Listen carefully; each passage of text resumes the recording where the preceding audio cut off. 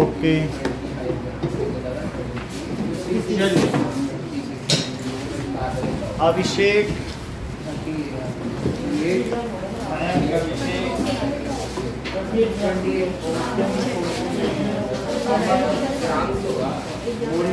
दिव्या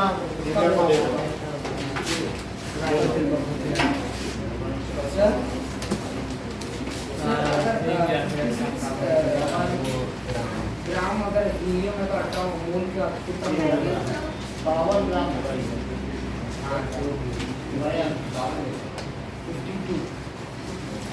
चलो आए किसी में फुल किसी के फुल वाला कोई है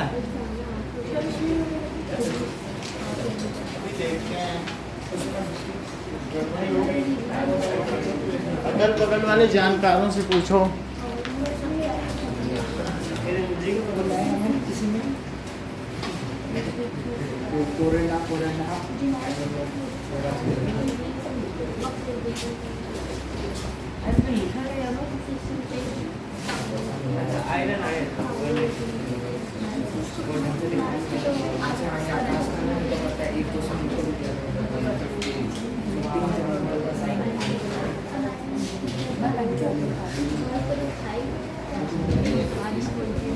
ये वाला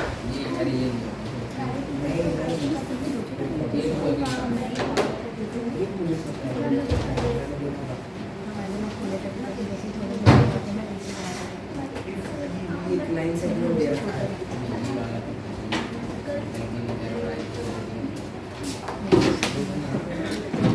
हाँ इसका आंसर पता कैसे निकलेगा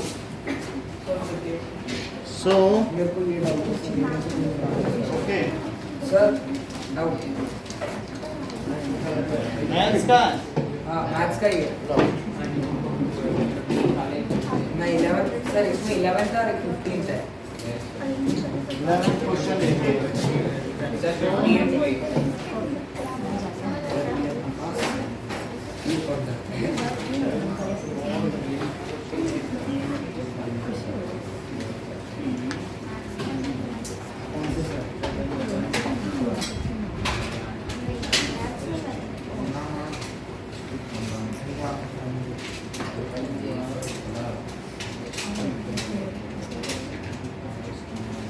देखो ये यूक्लिड का ही सवाल पूछ रहे हैं, बहुत अच्छा सवाल है। सो एक क्वेश्चन इन्होंने पूछा है सर और वाला भी करें okay now P Q R S T U V P Q R S T U we.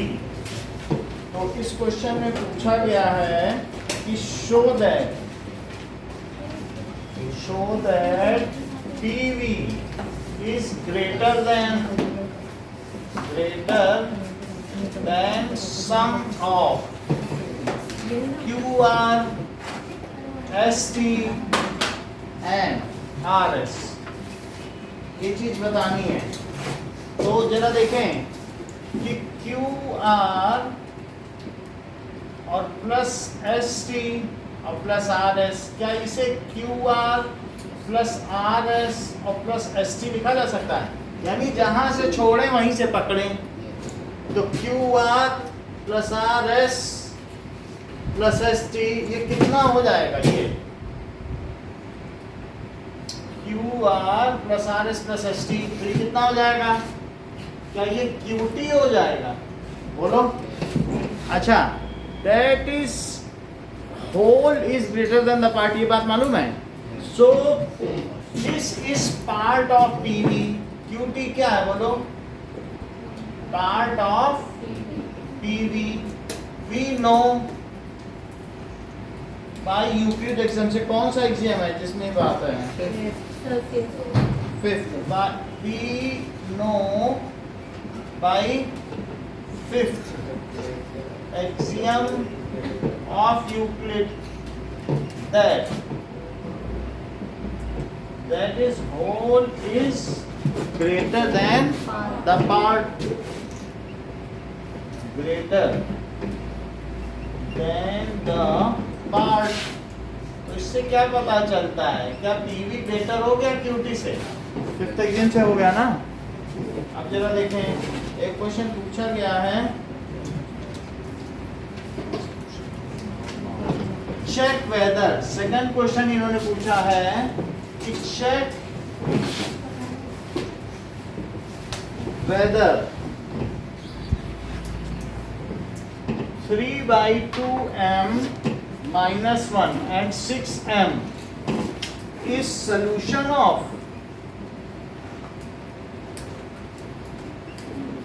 2/3x is equals to 1/6y। तो हम x की जगह ये डाल दें, y की जगह ये डाल दें। अगर left hand side right hand side के इक्वल आ जाती है तो हम कह देंगे सलूशन है, और नहीं आती है तो क्या बोल देंगे, नहीं है। तो हम डालते हैं, चलो 2/3 और x की जगह क्या पुट किया जाए, 3/2m minus 1, ये रखा कि नहीं, बिल्कुल x की जगह ही रखा है।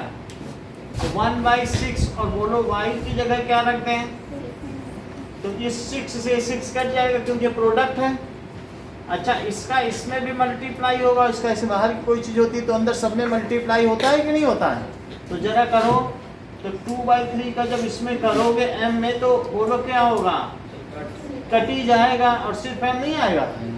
और 2/3 का -1 में करो तो -2/3, और यहाँ क्या आया, m आ गया, ऐसी बात आ गई है। सो अब यहाँ पर क्या हो गया, m -2/3 है। तो अब यहाँ पर क्या करो कि m उस वाले m को इधर ले आओ और 2/3 को इधर ले जाओ, तो 0 = 2/3 नहीं आ गया, देखो माइनस का था इधर चला गया। विच इज नॉट पॉसिबल, क्या ये संभव है। कुछ लोग यहीं पे कंक्लूड कर सकते हैं कि as LHS is not equal to RHS so above is the not solution. और कुछ लोग यहाँ तक आ जाते हैं कि उस वैल्यू को रखने से एक असंभव वैल्यू आ गई, तो जो हमने माना था वही गलत है। ये भी बात होती कि नहीं। फिर से समझो, जैसे कोई चीज़ डालें तो हमने क्या किया, अगर x + y = 7 है और तुमसे कोई कह दे जरा पता तो कर लो कि 2 और 5 इसका सलूशन है कि नहीं, तो मैं इसमें डाल दूंगा 2 और 5 = 7 और देखूंगा 7 = 7 इज ट्रू। तो जब LHS RHS के इक्वल आ जाए तो ये मान लिया जाता है कि दी गई वैल्यूज का सोल्यूशन है। लेकिन यहाँ तो LHS RHS के इक्वल नहीं आया, तो क्या ये इसका सोल्यूशन है। और थोड़ा और आगे बढ़ जाओ तो यहाँ भी पहुँच सकते हो कि as LHS can not be equal to RHS so above is the not solution, क्योंकि ये बात तो सार्वजनिक रूप से सत्य है। दिस इज यूनिवर्सल ट्रूथ कि 0 ऐसे किसी नंबर के तो इक्वल नहीं होता। So this is not true, this is not true. So 3/2m -1 और 6m is not the solution of, इसका सॉल्यूशन है 3/2x = 1/6y। और भी कोई ये बता देना है। हवा किसको लग रही थी बताओ, फिर हम ठीक करें। कुछ क्राइम की वजह से बोलो, बताओ हवा लगी थी, बताओ। ये सब बहुत तेज है। अच्छा, इसको ही खत्म करते हैं। हवा भी लग रही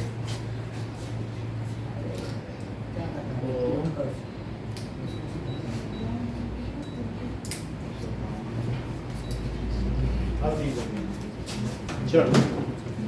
अब इसी में ये समझ में आ गया, हमने यहाँ पे बताया कि अगर रखने से LHS RHS के इक्वल आ जाए तो as LHS is not equal to RHS so above is not the solution. यहीं पे बात खत्म कर दो। वैल्यू डाल दी कि नहीं, x की और y की, क्या LHS RHS के इक्वल आया, नहीं आया तो सोल्यूशन नहीं। अगर कोई आपसे यहाँ कहते 3 5 डलवा दे और कहते 8 = 7 तो क्या सोल्यूशन माना जाएगा, आना चाहिए ना इक्वल। तो नहीं आया तो नहीं सोल्यूशन, आ गया तो सोल्यूशन है। समझ में आ गई। तो यहाँ पे क्या लिख सकते हो, as LHS is not equal to RHS so given values are not solution of given linear equation.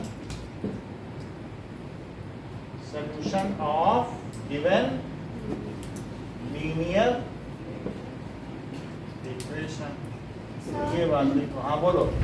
वो थर्ड स्टेप में -2/3 की जगह फोर्थ स्टेप में -m कहाँ से? ये वो तो हमने इसको इधर कर दिया और उसको उधर कर दिया, ये दिखा दिया कि 0 2/3 के इक्वल नहीं होता है। सही है। अब हम लोग 15 क्वेश्चन करें। Let us solve okay now एक और क्वेश्चन दिया गया है कि Indu distributions 2a plus 2b minus 3c plus 4d blankets to the beggars। तो इंदू ने क्या किया, डिस्ट्रीब्यूटेड, उसने कुछ कंबल बांटे, that is 2a plus 2b minus 3c और plus 4d blankets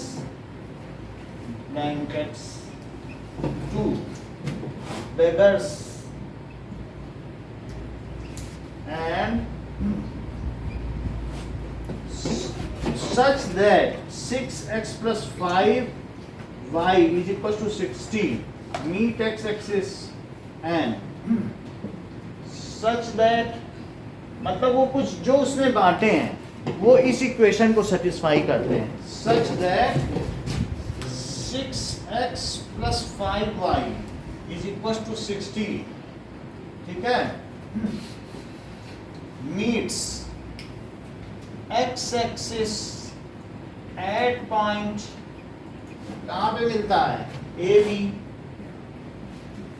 and CD, x-axis और y-axis पर कहाँ पे मिलता है, and y-axis at point AB and CD respectively.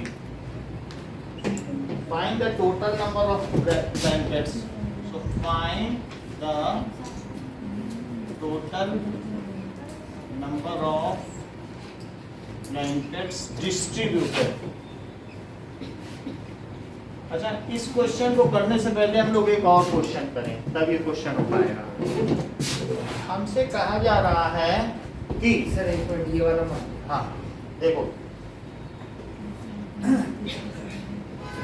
एक हमारे पास लीनियर इक्वेशन है x plus y is equal to 2 और कहा जा रहा है इसका ग्राफ बनाओ, ठीक है। तो plot the graph, linear equation है 1 डिग्री की है कि नहीं, तो इसके लिए आप क्या कर दो, बोलो अब यहाँ पर अगर x1 रखो, put x is equal to 1, तो बोलो y कितना आएगा, y को एक्सप्रेस ही कर दो पहले, तो y निकलता जाएगा, y का 2 माइनस x हुआ, अब रखते जाओ, तो y कितना आ जाएगा, 2 माइनस 1 आ गया। तो 1 1 एक पॉइंट हो गया कि नहीं जो इसे सेटिस्फाई कर रहा है, रख के देख लो, 1 + 1 2 आता है। तो 1 1 इस सॉल्यूशन, अब x को 2 रखो अभिषेक, तो बोलो y क्या आएगा, 0, तो 2 0 भी इसका सॉल्यूशन हुआ क्या। अगर हम x को 3 रख दें तो y is equals to 2 minus 3, तो -1, तो बोलिए क्या 3 -1 इज सॉल्यूशन। अब जरा हम इसको प्लॉटिंग करें इन तीनों पॉइंट को। इसे लीनियर इक्वेशन क्यों कहते हैं, क्योंकि जितने भी पॉइंट आ जाएंगे 1000 पॉइंट, वो सब एक लाइन पे लाइक है। तो अब देखो 1 2 3 1 2 3, ये x एक्सिस पे मैंने 1 2 3 का यहाँ पे -1 दिखा दिया, और यहाँ 1 2 3 ये y एक्सिस है, y y डैश और x x डैश एरो बना दिया और ओरिजिन दिखा दिया, इतना कर दिया। अब देखो 1 1 में कैसे प्लॉट करूं, पहले x की तरफ 1 चलूं ओरिजिन से, और फिर उसके बाद अगर +1 है तो y की तरफ +1 चलूं, इधर प्लस चला जाता है इधर माइनस है, तो जानते हो ना ऑर्डिनल है, तो 1 इधर चले, ये क्या लिखा है 1 1, तो पहले यहाँ से 1 चलो प्लस की तरफ, और y है ये दूसरी तरफ, दूसरी वैल्यू क्या कहलाती है, क्या y कहलाती है, तो यहीं से जहाँ तक चल चुके हो वहीं से चलना, फिर +1 और चलो y की तरफ, तो 1 इधर चले और y की तरफ 1 ऊपर चलो, तो बोलो कहाँ पहुँचोगे, यहाँ पहुँच जाओगे कि नहीं, तो ये 1 1। अच्छा अब बताओ 2 0 कैसे चलोगे,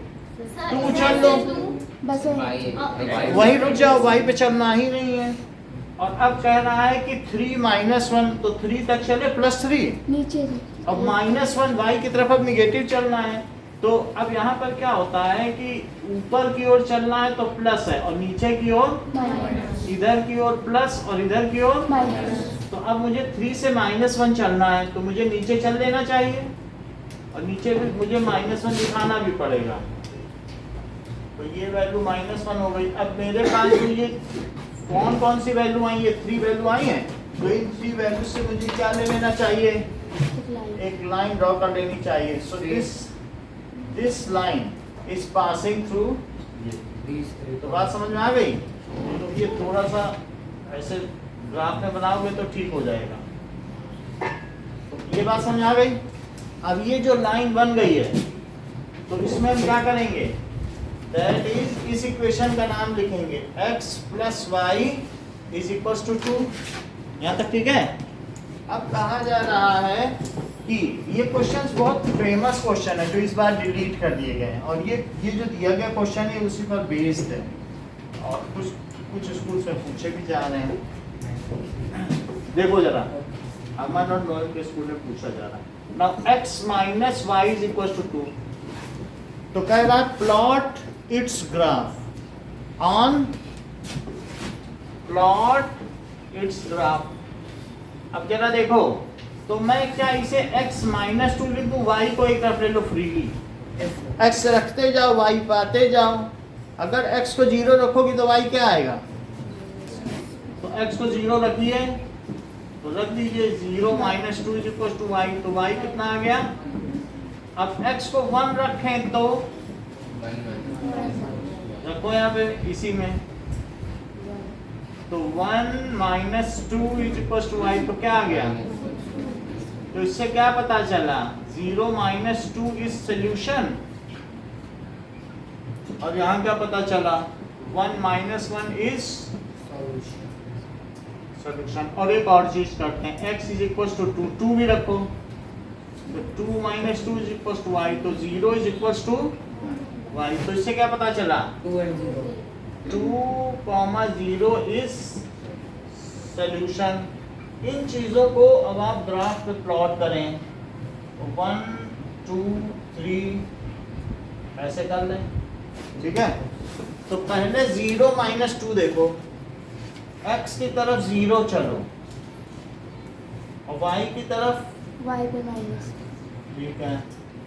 तो 1 2 3 x यानी ओरिजिन है, तो x की तरफ चलो ही मत, और y की तरफ कैसे चला जाए, माइनस। तो यहाँ पहुंच गए, x की तरफ नहीं चला और वहीं से फिर y चल दिए, तो ये पॉइंट क्या हुआ, 0 - 2। अब 1 - 1 चलो, 1 तुम्हें x की तरफ चलना और -1 y की तरफ, लेकिन -1 तो नीचे चलना पड़ेगा ना, हाँ सर। तो यहाँ चल दो, तो ये हो गया 1 - 1। अब आपको क्या चलना है, 2 0, तो 2 0 कैसे चलोगे, 2 यहाँ चल दो और फिर y की तरफ चलना ही नहीं क्योंकि वो कह रहा 0 चलो, तो क्या इन तीनों से मिलकर एक लाइन चली जाएगी। तो अब ये एक लाइन ऐसी जाएगी, ये देखो, तो ये चली जाएगी। अब हमारे पास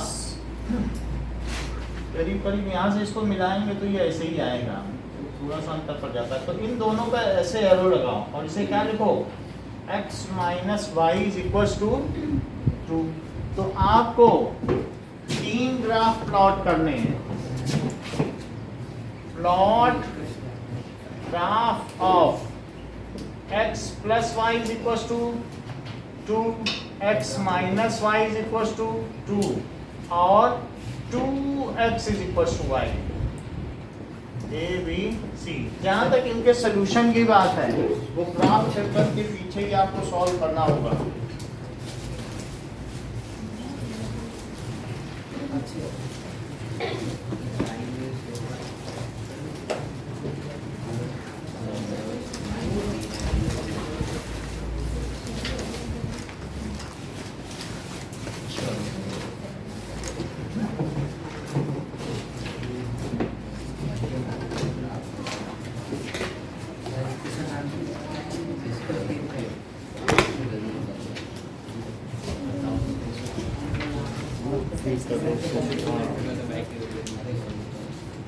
हाँ?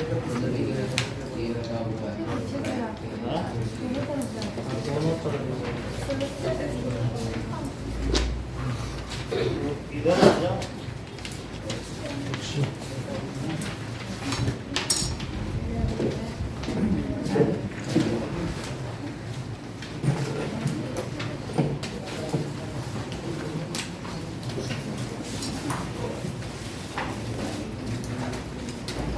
बाकी ग्राफ ला रहा हूँ।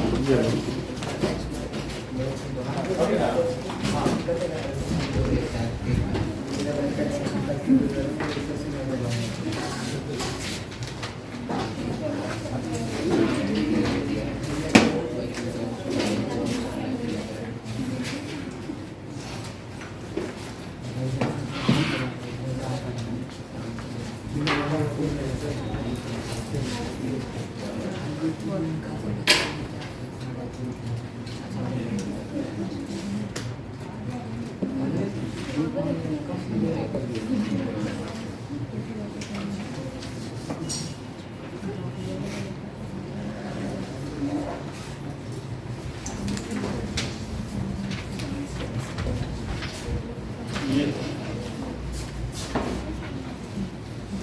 तो वैल्यूज पेपर के पीछे निकाल हाँ? वैल्यूज एक्स और वाई डिवाइड कर 3 वैल्यू पेपर के पीछे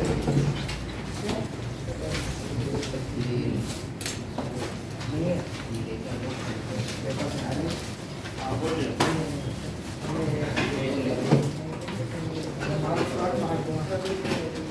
बात ना करें। अरे एक ही है भाई इसके हाथ से उसकी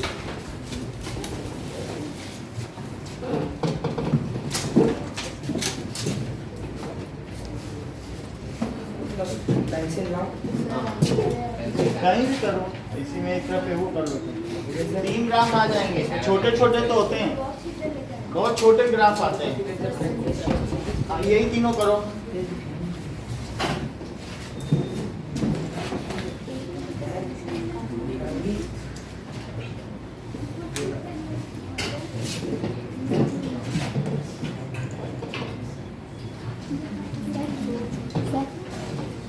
बोलो। एक एक का सॉल्यूशन 3 सोल्यूशन निकालो। 3 सोल्यूशन से पता चले। तीनों यही तीन। नहीं इसकी पिक्चर क्लिक कर। हाँ? हाँ भाई फोटो तीन की देखिए भाई साहब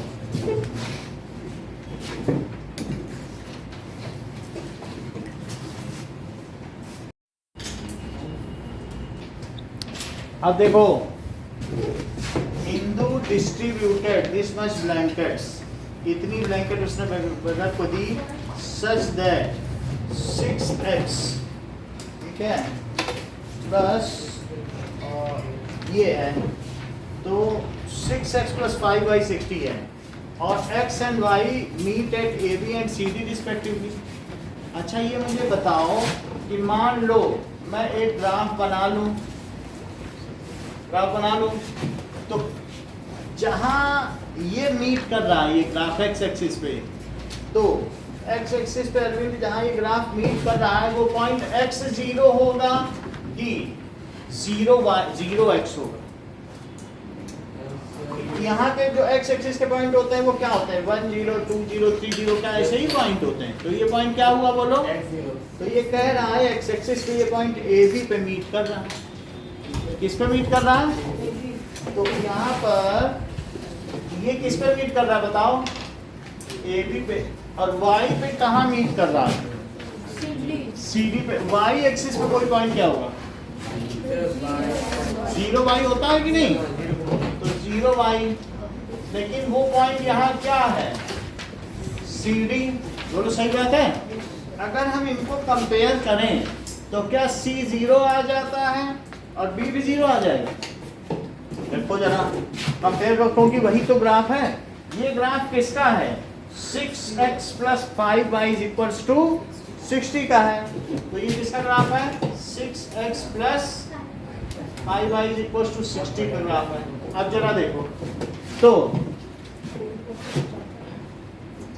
ये मुझे बताइए कि अगर x 0 रख दिया जाए, इसी में रखो, तो बोलो 6x प्लस 5y 60 है, तो 6 इंटू 0 और प्लस 5y 60 है, तो मुझे बताओ 5y 60 है तो y कितना हुआ? तो क्या 0 12 इसका पॉइंट हुआ? तो मैं इसकी जगह क्या लिख दूं? यहाँ पे ये कौन सा पॉइंट है जहाँ x 0 है? वो तो y एक्सिस होती है जहाँ x 0 होता है, तो ये पॉइंट कौन सा हुआ? 0 12। अभी इसका भी आप लोगों ने ऐसे ही किया होगा, 0 2 और 2 0 पॉइंट बनाया था कि नहीं? अच्छा, अब मैं क्या करने जा रहा हूँ, तो 0 12 इज सोल्यूशन। अब मैं रख दूं y 0, अब क्या रख दूं? रखो इसी में, तो y 0 रखने पर 6x प्लस 5 इंटू 0 इज 60। तो बताइए 6x अगर 60 है तो x कितना हो गया? तो अब सोल्यूशन क्या हुआ?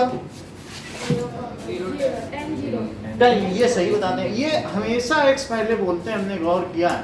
अब कुछ लोग तो ऐसे जो y को भी पहले बोल देते हैं कि कोऑर्डिनेट में ऐसा नहीं होता, तो पहले मुझे किसे बोलना चाहिए? x को। x y ही तो कोऑर्डिनेट होते हैं कि नहीं? तो 10 0 इज सोल्यूशन। तो मुझे ये बताओ कि इसकी जगह क्या लिख दूं? 10 0। उत्कर्ष, अब आप मुझे ABCD चारों की वैल्यू बताइए। सर A की 10 है। अब कंपेयर कर लो यहाँ से, तो A 10 हो गया, B 0, C 0, D 12। तो अब हम नंबर ऑफ ब्लैंकेट्स निकाल लें, इतनी ही तो डिस्ट्रीब्यूट की गई हैं। तो number of blankets is equals to 2a plus 2b minus 3 plus 4d। तो 2 इंटू a, देख लो a की जगह 10 डाला है, हाँ, और b की जगह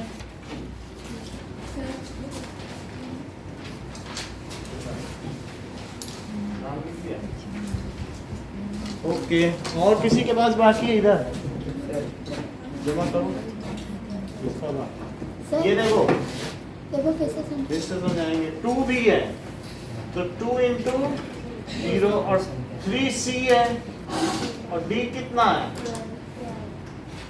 तो बोलो ये 20 प्लस 0 माइनस 0 और प्लस 48, तो क्या 68 ब्लैंकेट्स, बात ना करिए, 68 blankets are to be distributed। 68 blankets are distributed। ये बात कही गई है कि हमारे पास एक ग्राफ बना है, तो x हमने 0 रखा, 0 रख दो, तो ये पॉइंट कौन सा है? अगर x हमने 0 रखा, ये x एक्सिस का पॉइंट क्या होता है? x 0 होता है कि नहीं? यही भी तो, जैसे x 0 रखा, ये y एक्सिस का पॉइंट है 0, x 0 होता है। तो जरा देखो x 0 रखा तो y क्या आया? 12। तो ओरिजिन से x 0 चलो और y 12 चलो, यही तो पहुंचोगे। तो कह रहा है कि ये ग्राफ y एक्सिस को ABCD पे कट कर रहा है। यहाँ क्या लिख रहा है? ये किस पे कट कर रहा है? y एक्सिस को। लेकिन y एक्सिस को तो ये ग्राफ 0 12 पे कट कर रहा है, क्योंकि यहाँ से 0 चले और फिर 12 चले, तो यही तो कर रहा है। तो हम क्या कंपेयर नहीं कर सकते C और D की वैल्यू? C की वैल्यू 0 आ गई और D की क्या आ गई? 12। अब जरा एक बार y को 0 रखो, क्योंकि इस एक्सिस पर हमेशा 1 0 2 0 3 0 y तो हमेशा ही 0 रहता है, क्योंकि y चलते ही नहीं है, हम x चल लेते हैं, y चलते ही नहीं है, होता है कि नहीं? तो इसलिए y को 0 रखने पर x कितना आया? 10। तो 10 0 सोल्यूशन हो गया कि नहीं? x y। तो अब 10 0 सोल्यूशन है, लेकिन ये तो कह रहा है x एक्सिस को ये भी पे कट कर रहा है, तो इससे एक 10 आ गया। अभी कितना आ गया? सभी को लिख लो और सबकी वैल्यूज में डाल दो। तो कितनी ब्लैंकेट गरीबों को डिस्ट्रीब्यूट की गई? 68, ठीक है कि नहीं? अब हम लोग क्वेश्चन पे चलते हैं, एक्स्ट्रा क्वेश्चन बाद में करेंगे, कॉमन का कर लें। सर हमने यहाँ पे x और y की वैल्यू 0 क्यों ली? 0 उसने कहा कि वो जो ग्राफ है वो एक्सिस को कहाँ कट कर रहा है। तो अगर मान लो ये y एक्सिस को कट कर रहा है, तो वहाँ पर x 0 होगा, और x एक्सिस को कट कर रहा है तो क्या होगा? y 0। तो हमने वही वैल्यू ले ली, क्योंकि उन्हीं का पॉइंट दिया तभी तो हम कंपेयर कर पाए, और चारों वैल्यू आती रख दिया। एक अमन का बता दें, इनका एग्जाम है, फिर उसके बारे में देखिए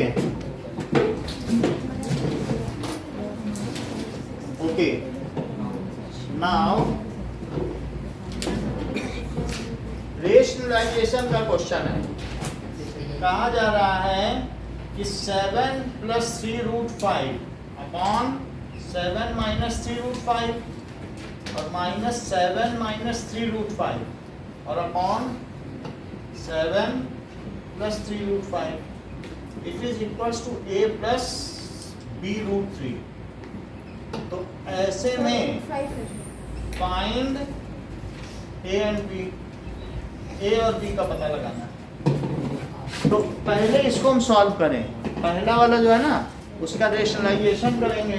तो बताइए 7 + 3√5 और अपॉन 7 - 3√5 जो नीचे है उसके कंजुगेट से मल्टीप्लाई करो। 7 + 3√5 ब्रैकेट लगाते हुए 7 प्लस और ऊपर भी ब्रैकेट अवश्य लगा देना और 7 + 3√5। देविका मुझे ये बताओ कि नीचे क्या आ जाएगा,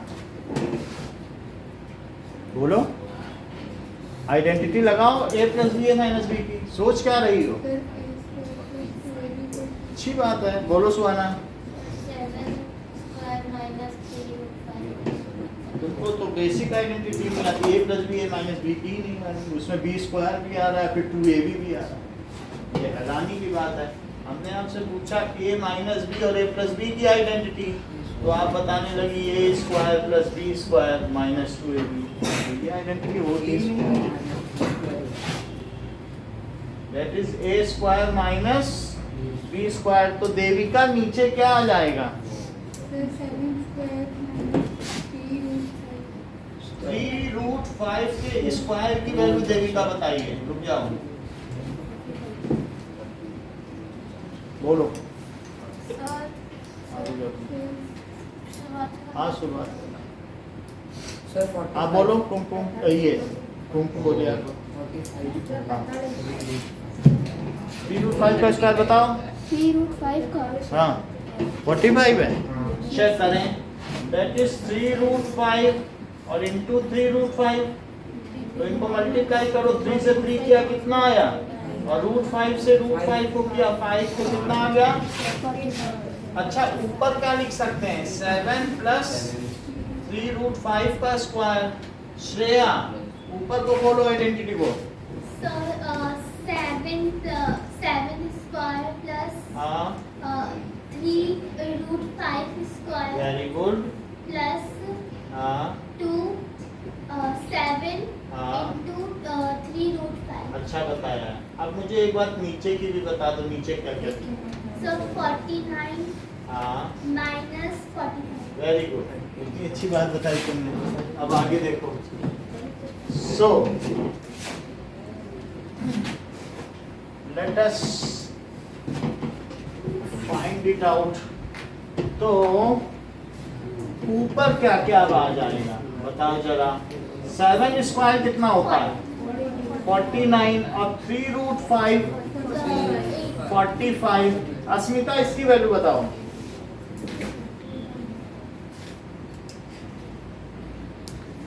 दिव्या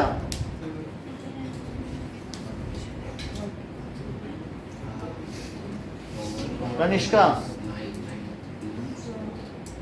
दिशिता अब आप बताइए 14 इंटू 3 तो कर दो। 42√5। अब नीचे देखो, नीचे 4 बच गया तो 49 + 45 क्या हुआ, दैट इज 94। तो 94 + 42√5 और बाई 4 आ गया तो 4 2 जाए 2 ही कट पाएगा, ज्यादा नहीं कट पाएगा। 2 कॉमन ले लो, काटो 2 काटोगे तो यहाँ कितना आ जाएगा 47 और ये 21√5 और नीचे कितना है तो इससे कट के क्या 2 आ गया तो 47 + 21√5 बाई 2। अब हम अगले वाले का करेंगे। इसको कर लिया है ना इसको। तो सबसे पहले मैंने किसको किया बताओ 7 + 3√5 और अपॉन 7 - 3√5 उसका हमने रेशनलाइजेशन किया। जिसका रेशनलाइजेशन करना है उसको वैसे का वैसे पहले लिखना पड़ता है, फिर बाद में कुछ कर लो। ये चीज़ यहाँ आनी चाहिए। अब ऐसे ही ये देखो 7 माइनस 3√5 और अपॉन 7 प्लस 3√5। तो अब इसका कैसे करें? इज इक्वल टू 7 माइनस 3√5 और 7 प्लस 3√5। अस्मिता किससे मल्टीप्लाई करें? देविका 7 माइनस 3√5 से मैंने मल्टीप्लाई कर दिया है। अब आप मुझे बताएं देविका, मैं नीचे क्या लिखूं? हाँ हाँ चलो कोई बात नहीं, कनिष्का बताओ, ये बताना नहीं चाहती है। हाँ बोलो। ये इनका माइंड ये स्वीकार ही नहीं कर रहा कि ये भी आइडेंटिटी होती है, तो वो प्लस लगा देंगे बार बार। अच्छा, अब मैंने ऊपर चूंकि सेम चीज है तो 3√5 का स्क्वायर कर दिया है। देविका ऊपर खोलिए।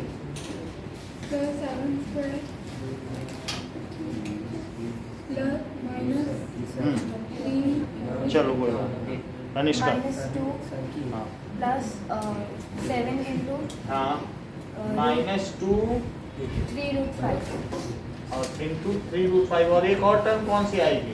Plus 3√5 square, that is a square plus b square minus 2ab। देख लो, a स्क्वायर प्लस, मैंने यही होता है कि नहीं होता है? और नीचे क्या आ जाएगा?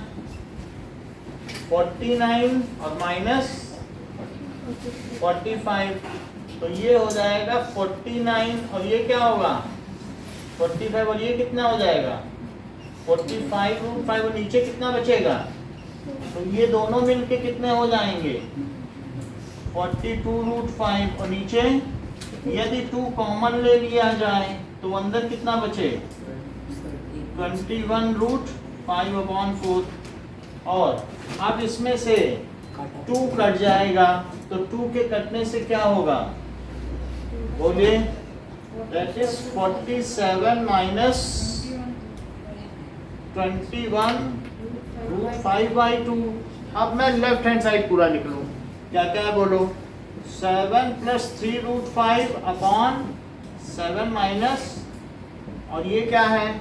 7 माइनस 3√5 अपॉन 7 प्लस 3√5। ये LHS लिया है। और राइट हैंड साइड में बोलो क्या है? a प्लस b√5, तो दोनों ही ले लिए। अब यहाँ बताओ कि इसकी जगह में क्या लिखूं? यहाँ कुछ दिख रहा है इसकी जगह? यही आया है, तो क्या लिखें बोलो? 47 प्लस 21√5/2 और यहाँ क्या लिखते हैं? 47 माइनस 21√5/2। क्या ये 2 कॉमन है और एक साथ भी लिखा जा सकता है? भाई जब नीचे है तो एक साथ लिख लो। और यहाँ लिखो 47 प्लस 21√5 और ये निगेटिव दोनों में लगेगा, तो 21√5 दोनों। यहाँ तो कोई मतलब नहीं है प्लस माइनस लगाने का, लेकिन ये निगेटिव तो दोनों के लिए है ना।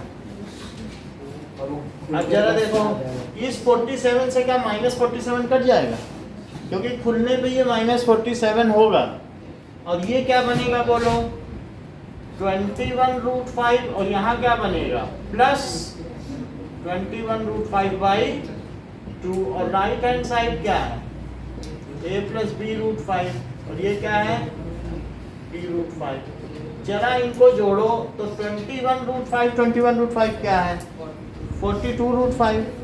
या √5 कॉमन भी ले लोगे तब भी 21 प्लस 21 अंदर आएगा, तो इसलिए ये 42√5 है और अपॉन क्या है?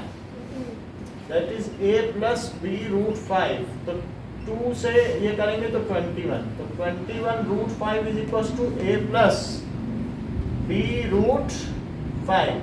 तो यहाँ देखा जाए तो अब इसके पहले कुछ है नहीं, तो 0 लिख दो और वहाँ लिखो a प्लस b√5। तो जो रेशनल नंबर है वो दूसरी तरफ रेशनल के इक्वल होता है, और जो इरेशनल है वो इरेशनल के इक्वल होता है। श्रेया, a की वैल्यू क्या है, b की वैल्यू क्या है? e की वैल्यू है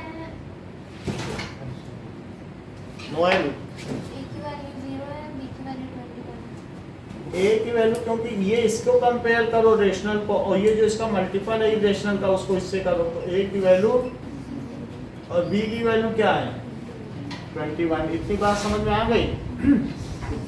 अब जरा देखो, चंदन कह रहे सर आपने इतना किया है, मैं तो इसे 2 लाइन में कर लूंगा। तो अगर चंदन इसे करेंगे तो कैसे करेंगे वो देखो, मतलब चंदन का भी मेथड हमें देखना चाहिए ना भाई, इतना ये बोल रहा है। सो दूसरा मेथड देखो, 7 + 3√5 अपॉन 7 माइनस 3√5 और माइनस 7 माइनस 3√5 अपॉन 7 प्लस 3√5। इसमें यही लाइन खींच दो।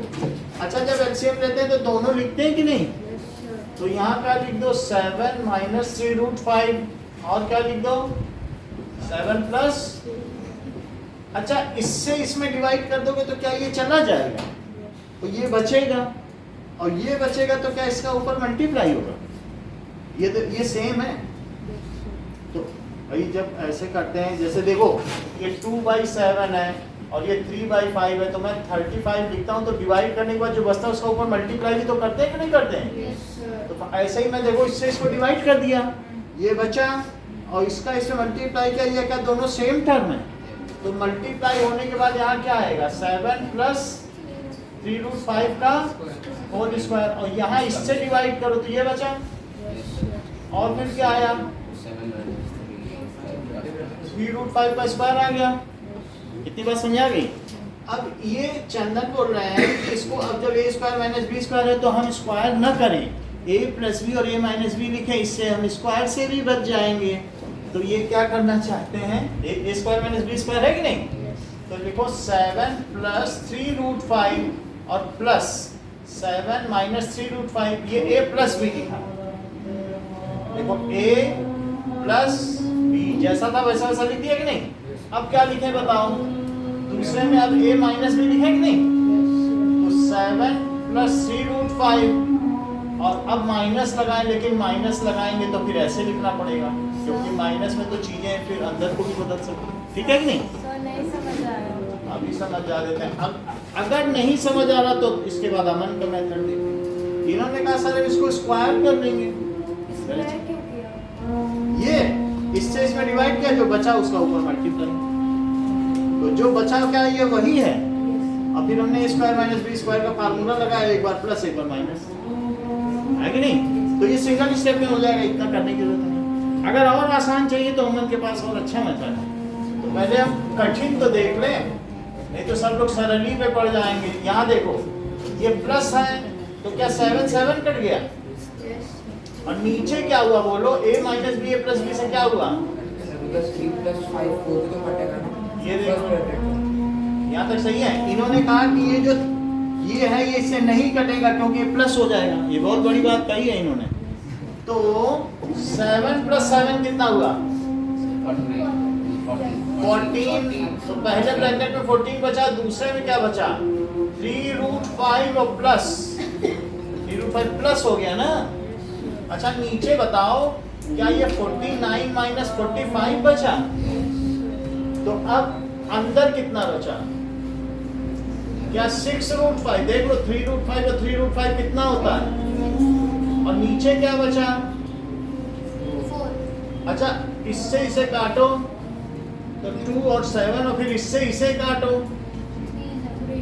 3 बचा, और उधर क्या a प्लस b√5 है, और ये क्या हुआ क्या 21√5 है, is equal to a plus b√5, और ये 0 है। तो इससे क्या पता चलता है a 0 है और b कितना है 21। तो बोलो चंदन का मेथड अच्छा लगा कि अमन का बताएं? अमन का बता ये तो है। अमन का बताने के लिए बस इसका स्क्वायर करना पड़ेगा, स्क्वायर करके फुल होनी तो ये मैंने देखा, ठीक है। हमें नहीं मतलब है तुम्हें किस मेथड से करना है, हमको सवाल करके दिखाओ।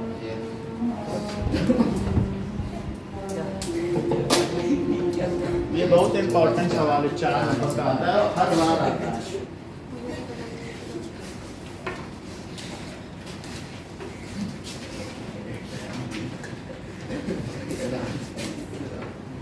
हाँ मैं तो भी करूँगा, मैं तो नहीं होगा दूसरे वाले में तो पड़ा।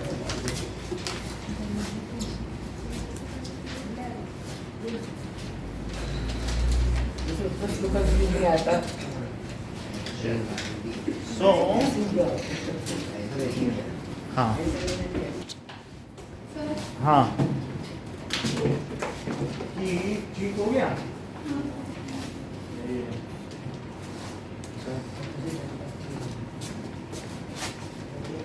चलो अब निकालो सेकंड क्वेश्चन। हो गया तो इनपुट अमन को कैसे पूछना है?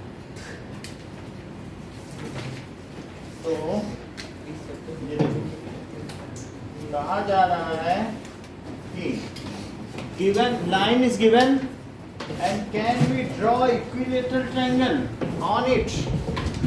So let us see whether it can be drawn or not. तो सबसे पहले हम A को सेंटर माने और एक आर्क बनाए ए बी रेडियस। ये देखो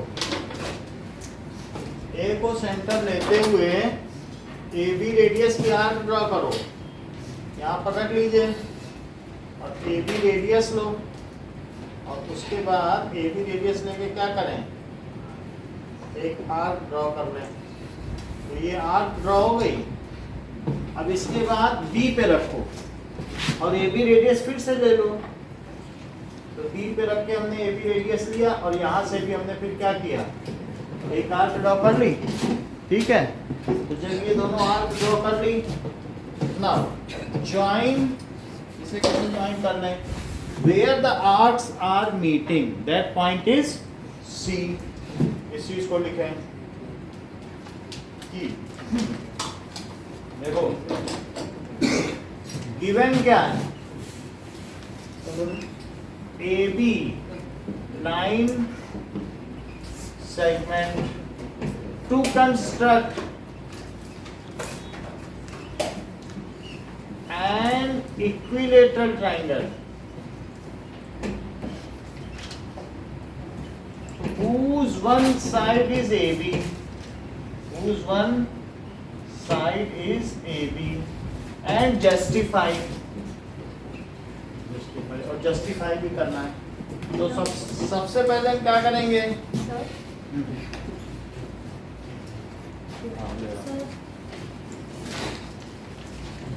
एक मिनट,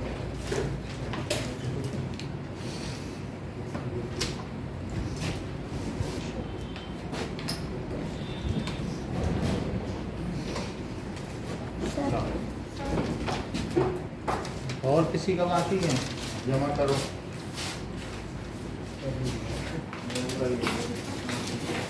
ठीक है, चलो।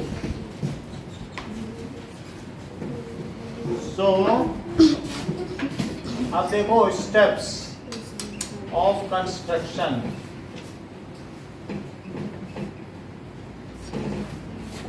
तो स्टेप्स ऑफ कंस्ट्रक्शन देखिए, हमने क्या किया, पहला पॉइंट बोलो चंदन।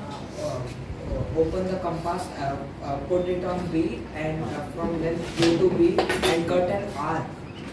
Take A as center and AB as radius. Draw an arc. दूसरा क्या करना है, Now take B as take center. B as center and AB radius. Draw an arc. These arcs intersect each other at end point. intersect at C लिख लो, क्योंकि ABC माना जाता है तो C लिख लो। Join AC And BC. join AC and BC. ABC is desired triangle। तो अब हम इनको मिला लें ABC को, तो मैं इसको ज्वाइन कर देता हूँ। अब इसका जस्टिफिकेशन देखो, पहले मैंने इसको मिला लिया और इधर से भी मिला लिया।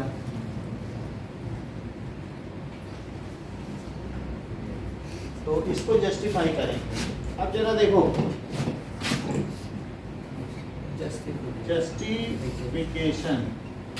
अगर मान लो मैंने ए से एक आर्क बनाई है और ए बी रेडियस को देते हुए, तो ये एक आर्क हुई जिसमें ये लेंथ है और ये लेंथ है, ये ए है और ये बी है, ये सी है। तो क्या ये दोनों ए बी और ए सी सेम होंगे? रेडियस तो एक ही चीज है। तो क्या लिखें बोलो? A B is equal to A C, that is radii of same arc. एक ही रेडियस, एक ही आर्क के दोनों रेडियस सेम होता है क्या? तो लिखेंगे रेडाई ऑफ सेम आर्क। और जरा सोचो, अगर मैंने बी से एक आर्क ली, बी से भी तो बनाई है ऐसे, तो क्या ऐसी और ऐसी जो आर्क बनी ए बी से और ए सी, तो क्या ए बी और बी सी भी सेम होंगे? क्योंकि अब एक दूसरी आर्क है, वो दूसरी आर्क के रेडियस है। तो लिख दें now A B is equals to B C why, because these are radii of same arc. इन दोनों को कंपेयर करो। If two things are equal to same thing, then these are equal to one another। ये Euclid का कौन सा axiom है?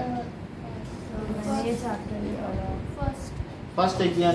सो by first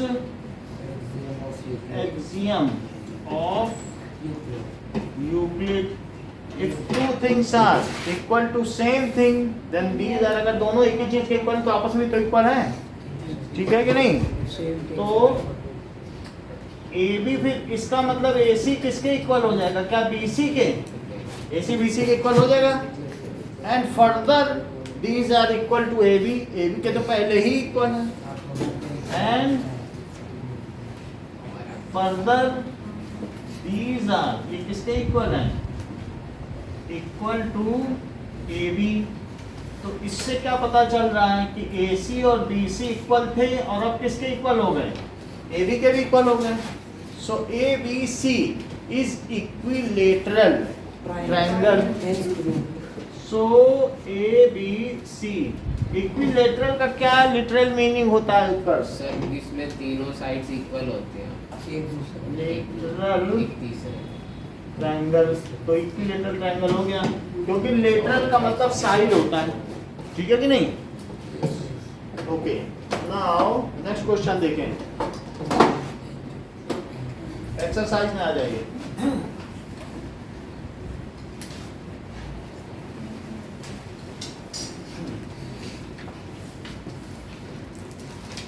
exercise का 5.1 का फर्स्ट क्वेश्चन देखो।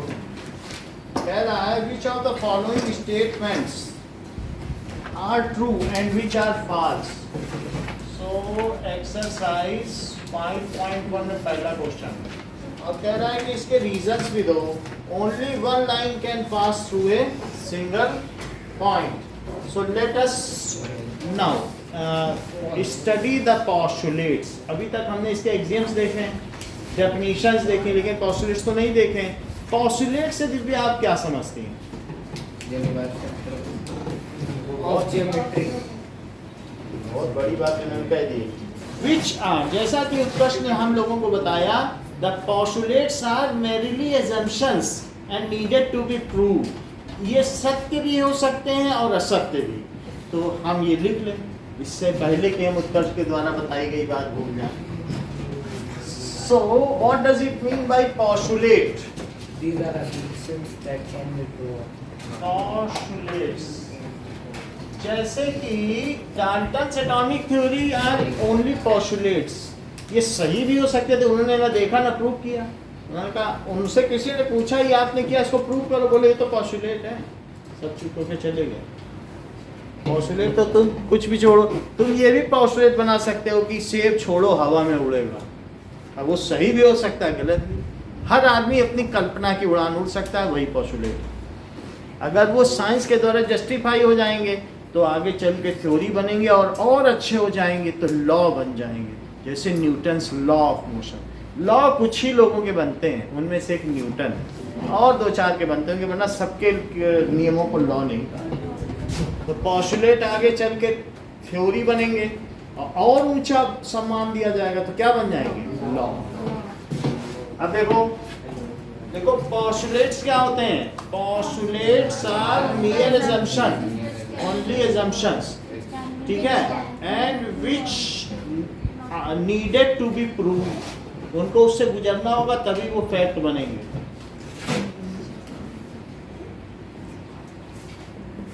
Are only assumption and needed to be proved. If they are proved, then they are correct. Otherwise, तो postulates में भी right or wrong, ये कुछ भी हो सकता है, ठीक है।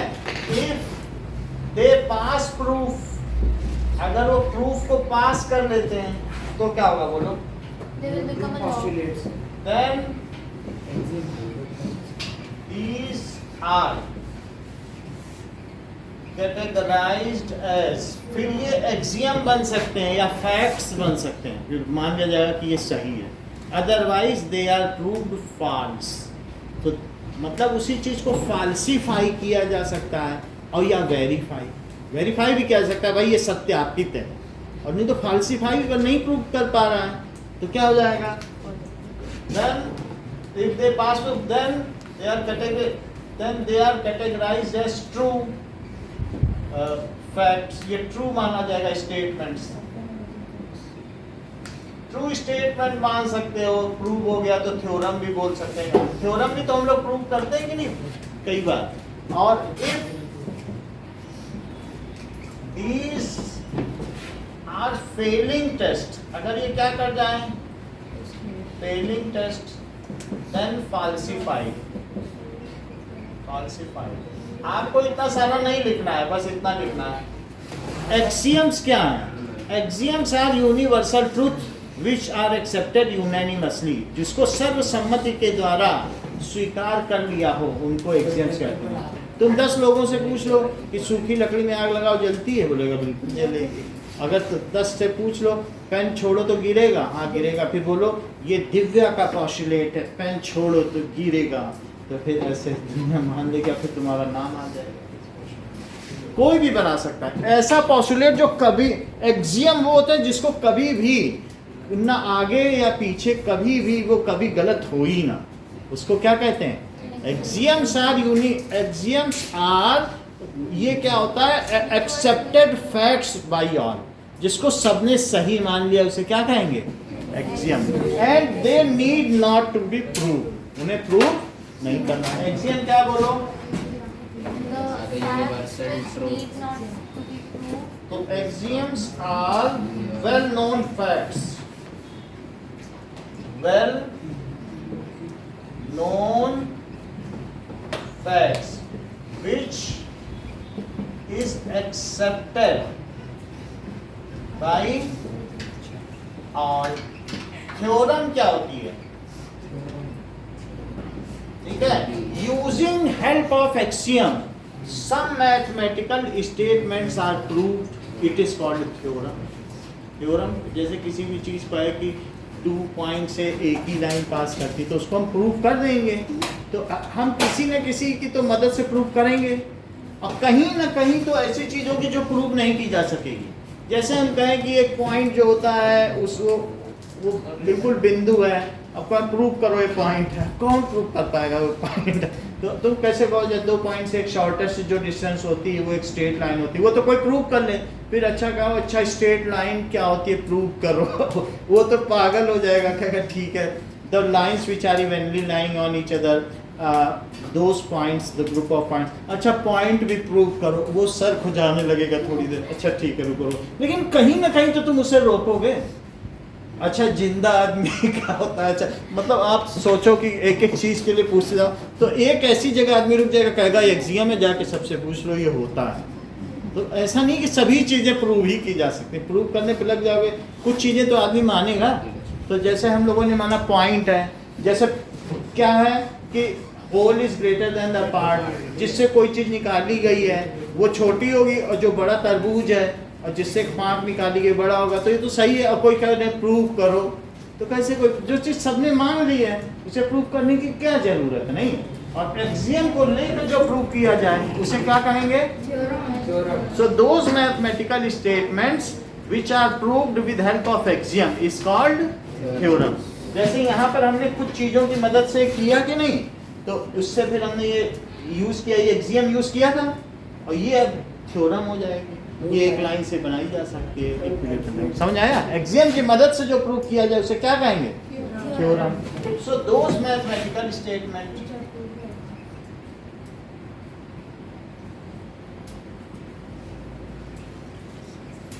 which are proved by using axioms is called theorem. तो हम लोग कल यूक्लिड के 5 पोस्टुलेट्स देखेंगे, क्योंकि पहला ही क्वेश्चन पोस्टुलेट पे आ गया था, तो हम आगे बढ़ ही नहीं पाएंगे। तो let us see it tomorrow. तो दूसरा काम है